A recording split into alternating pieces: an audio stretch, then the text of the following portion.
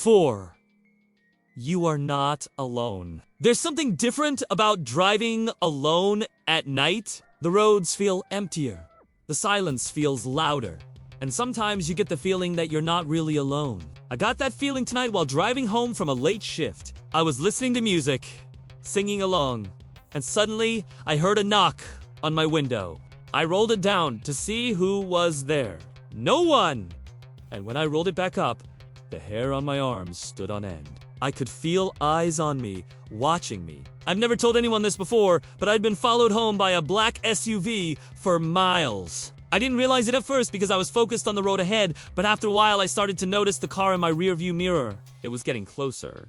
What do you do when you're being followed by a stranger? I pulled over to let them pass, but instead they kept driving past me. Then they slowed down and stopped in front of me, blocking my path. What did they want? This is one of 4 terrifying stories of people who were stalked while driving alone at night. I'm gonna tell you a story. Driving alone at night can be one of the most unsettling experiences. The silence, the empty roads, the shadows that seem to follow your car.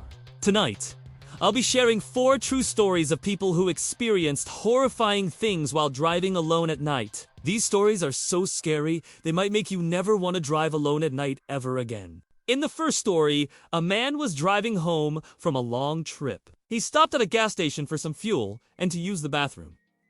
When he came out, he noticed a black SUV following him. He tried to shake them off, but they kept following him. Then they started to tailgate.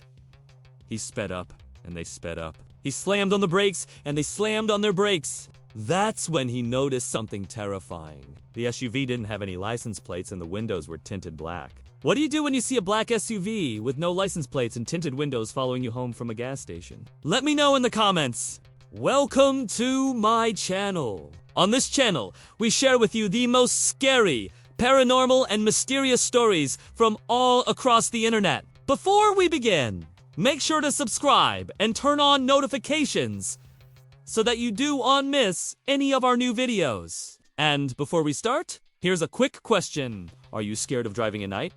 Let us know your answer in the comments below. And now, let's get started. Story no. 1. The Highway Stalker. This happened in 2018 when I was driving back home from college. It was around 2 a.m. and the highway was completely empty. I noticed headlights behind me, but the car stayed right on my tail for miles. When I sped up, it sped up. When I slowed down, it slowed down.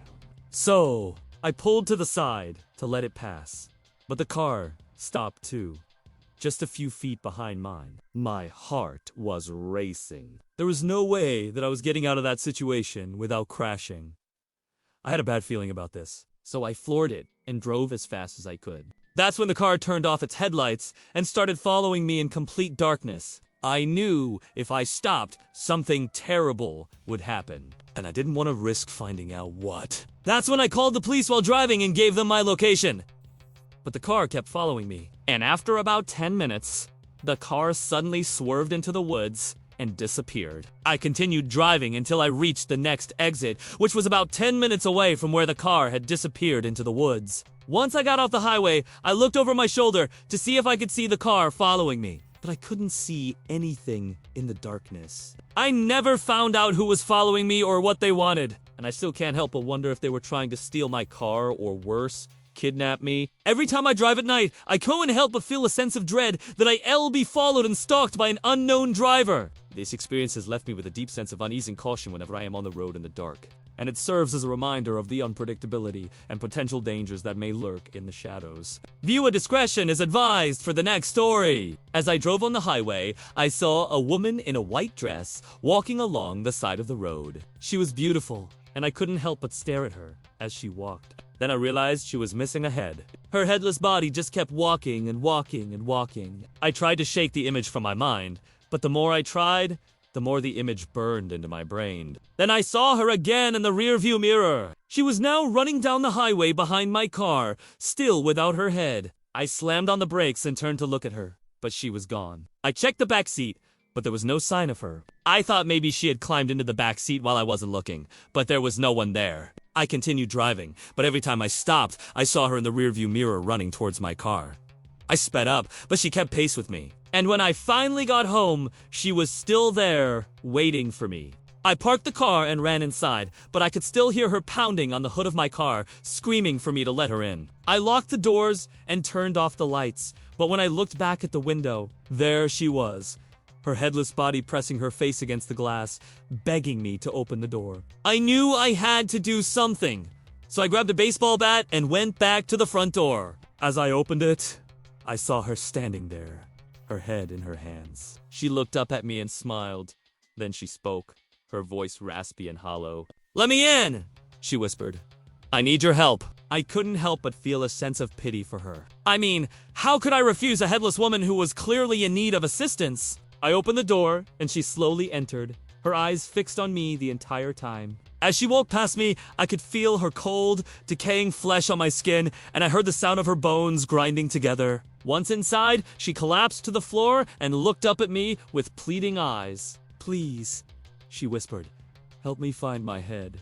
I felt a surge of determination to help her, but where do you even begin when searching for a missing head? Still, I couldn't bear to leave her alone, so I sat beside her on the floor and asked questions, hoping to gather some clues about where her head might be.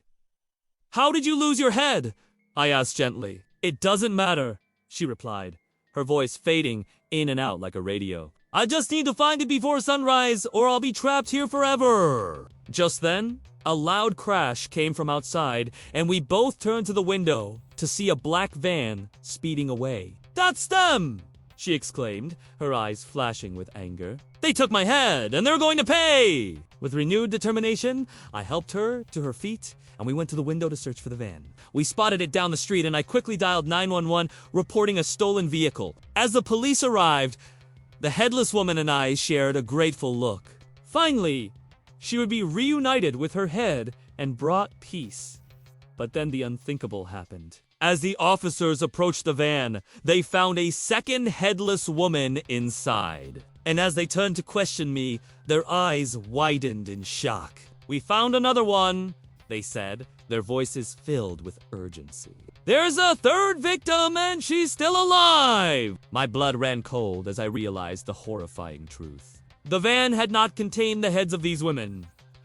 They had been the heads of other men. And I had just helped a killer escape. I raced with the police to the third victim's house, and I could see the fear in her eyes as she described the horrors she had endured. She told us how the killer had broken into her home, cut off her head, and left her to die. But somehow, she had managed to survive. As the officers rushed her to the hospital, I couldn't help but feel a sense of guilt. I had failed to protect her, and I knew that nothing could ever bring back what had been lost. These next stories are guaranteed to leave you speechless. A taxi driver was picking up a fare late at night when his passenger began acting strangely. The man seemed nervous and kept glancing over his shoulder, as if someone was following him. As they drove through the dark streets, the driver couldn't shake the feeling that something was off. Then he noticed a black SUV trailing behind him. He tried to dismiss it, but the SUV kept following them. The driver confronted the passenger, asking if he had done something to upset someone that would want them followed. The passenger, however, seemed unfazed. He told the driver not to worry and that everything was fine. But the driver couldn't help but feel uneasy. He continued to watch the SUV in the rearview mirror and soon realized that it was getting closer. The driver pulled over and turned to the passenger, his voice shaking. "Are you sure you're okay? Because I feel like we're being followed." The passenger calmly replied, "Don't be ridiculous. It's just a car following us." But before the driver could respond, the SUV pulled up alongside them and several men jumped out. They were big and menacing, and the driver instantly panicked. He stepped on the gas, trying to get away, but the SUV was faster. It sped past them and blocked their path. The men were now surrounding the car and banging on the windows. The driver could see the anger and aggression in their faces and knew that he was in trouble. In a panic, he put the car in reverse, hoping to back away from the men, but it was too late. One of the men grabbed onto the car and yanked open the back door. The driver struggled to keep control of the car as the men began pulling him out. The passenger, however, remained calm. He turned to the men and spoke in a low voice. The driver couldn't hear what he was saying, but the men suddenly stopped and listened intently. After a few moments, they nodded their heads, and one of them reached out to grab the passenger. They all got back into the SUV and sped away. The driver was left shaken and confused. He turned to the passenger and asked, "What the hell was that?" The passenger simply shrugged and replied, "Just another crazy night in the city." Those were some scary stories. Which story was your favorite? Please tell us in the comments below. And if you want to hear more stories like these, check out our other videos. Stories about some people say hitchhiking is dangerous, but every year, millions of people around the world still do it. So tonight, I'll be sharing 3 terrifying hitchhiking horror stories from Reddit. So buckle up and enjoy. In our first story, The Strange Hitchhiker, I was driving home after visiting my parents. It was a lonely road in the countryside. There was nothing around 4 miles. And I was almost home, but then out of nowhere I saw a man standing on the side of the road waving at me. At first I thought, no, it's just a guy waiting for a ride. But the way he was waving was more like he was asking for help. I slowed down, rolled past him and asked, "Hey, do you need some help?" He didn't respond, just kept smiling and started walking toward my car. That's when I noticed his clothes were covered in something dark, like blood. I slammed on the gas and sped away. But when I looked in my rearview mirror, he wasn't on the road anymore. He was standing in the middle of the lane, staring directly at me. I sped up, threw my head back, and closed my eyes until I was almost home. When I finally dared to look again, he was gone. I drove the rest of the way home without stopping. I was shaking the entire time. I told my uncle about what happened. He told me that years ago, a local man died on that exact road. He'd had an accident and was trying to flag down a car to help him, but no one stopped. He ended up dying of exposure because no one would help him. My uncle said if anyone stops to pick up a hitchhiker on that road, they'll never be seen again. I still think about that man sometimes and wonder if he's still standing there waving at cars, hoping someone will stop and help him. In our next story, Wrong Turn. This happened to a friend of mine. She was traveling with her boyfriend and 2 friends. They were driving through Arizona when they realized they were lost. It was getting late, and they couldn't find any cell service. Finally, they saw a sign for a gas station about 20 miles up ahead. They decided to drive to the gas station and try to use their card to buy some bottled water or maybe some snacks. As they approached the gas station, my friend noticed a man standing by the side of the road holding a sign that said, "Will work for food." She asked her boyfriend if he wanted to stop and pick him up. He didn't, but she insisted. The 4 of them piled out of the car and went into the gas station. My friend bought the hitchhiker some water and snacks, but he didn't want to come with them in the car. They got back in their vehicle and drove off. About 10 minutes later, they heard sirens and flashing lights behind them. They pulled over and stepped out of the car. The police told them they had been driving 80 miles per hour in a 65-mile-per-hour zone and that they had run a red light. They also had an open container of alcohol in the car. They were all confused because they hadn't been drinking. Then the police searched the car and found the hitchhiker's backpack in the back seat. They arrested my friend and her boyfriend and took them to jail. The hitchhiker's fingerprints weren't on file because he'd given the police a false name, so they couldn't identify him. When they finally let my friend call her parents to bail her out, her mom said, "I told you not to pick up hitch." And in our last story, Van Ride.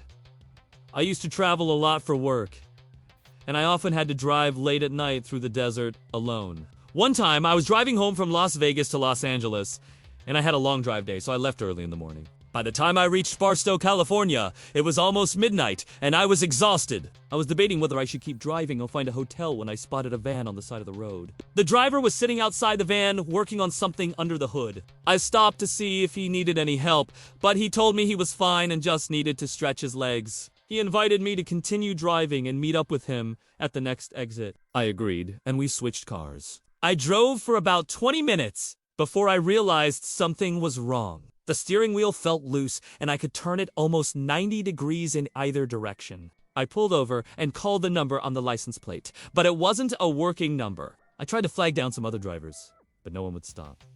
And I walked to the next exit. It was another 10 miles, and I had no phone signal. To make things worse, I had no idea how much gas was in the car or how to get back to the highway. After walking for hours, I came across a dirt road that led to a house. A man answered the door, and I explained my situation. He told me to stay on the road and not go into the desert. He then offered to drive me back to the last gas station where I could catch a ride. As we were driving, I spotted the same van parked at the gas station. The man dropped me off and told me to get out of there as fast as I could. I ran to my car and slammed the door. That's when I noticed a note on my windshield. It said, "Thanks for the ride. I knew you wouldn't mind." This is another video of scary stories from the highway. For this story, I'll call myself Amanda. It was a cold winter night. I had just finished my late shift working as a nurse in the emergency room. I was driving home on a 2-lane highway with no streetlights. The speed limit was 65, but because of the darkness and the snow, everyone was driving slowly. All of a sudden, I saw headlights in my rearview mirror. At first, they weren't any cause for concern. But then I noticed the car was gaining on me fast. Before I knew it, the car was right up on my bumper, swerving dangerously close to my driver's side door. I could see the driver leaning over with what looked like a beer in his hand. When he leaned back, I could see the face of a woman in the passenger seat, and she had a big smile on her face. I started to feel really uneasy about the situation, but I didn't want to show that I was scared, so I slowed down even more, hoping the car would go around me. I finally worked up the courage to look back at the car. Both the driver and the passenger had turned their attention away from me, and were now focused on something else. Whatever it wasn't me. When I saw my opportunity, I pulled into the only gas station for miles. I hoped the car would go around me, but instead, it pulled in too.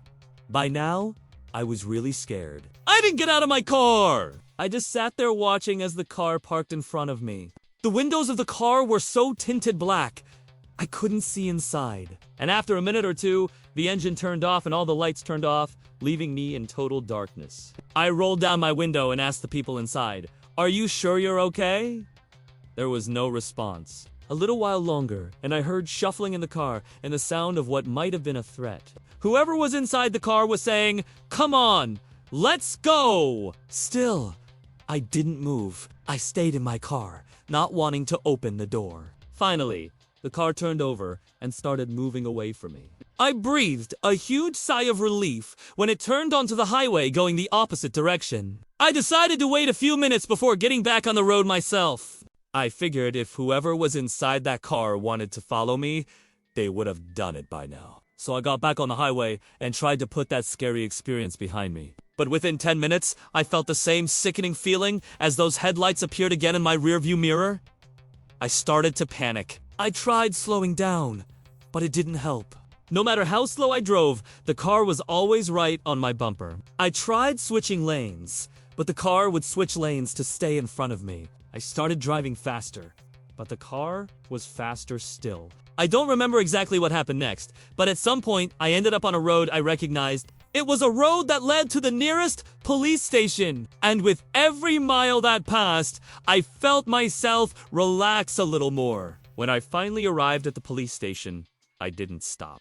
I just kept driving slowly towards the front door. At that moment, I saw the car in front of me slow down. The car stopped at the corner of the building, waited 5 or 6 seconds, then turned its headlights off and sped away. I immediately slammed on my brakes, threw my car into park, and locked the doors. I waited a minute. Then I turned on my hazard lights and got out of my car. When the police arrived, I told them everything that had happened, but they weren't able to find the car. They checked the security footage at the gas station and at the police station, but there was no sign of the car or anyone matching the descriptions I had given them. I was the only one who had seen the car that night. To this day, I have no idea what that car or the people inside wanted from me. I know it sounds crazy, but sometimes I still see that car on the road. And every time I do, my heart skips a beat. Thanks for listening.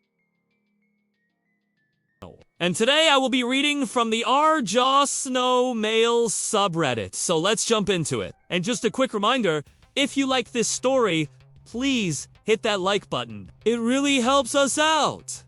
Starting off, we have an award-winning story from Throwaway Account. This happened when I was in college. My friend and I decided to drive from New York to Chicago for spring break. We got into a massive snowstorm while passing through Pennsylvania and had to pull over for the night. We found a small town about 2 hours away from our destination that had a motel and a gas station. The blizzard was so bad that we couldn't see or get to anything else. At 1 a.m., our stomachs started growling and we decided to go to the gas station. which was right next to our motel. The place looked like a 711 type of gas station. We walked in, and the bell above the door jingled. Immediately, we were greeted by the sight of two employees huddled together behind the counter. They were watching us with blank stares and didn't say a word. One of them slowly got up from his chair, walked behind the counter, and grabbed a mop. He then proceeded to start mopping the floor without saying a word to us. My friend and I exchanged glances. Unsure how to react, we decided to kill time by looking around the store. There wasn't much to see other than some random items on the shelves. After about 5 minutes, the employee with the mop approached us and asked what we wanted.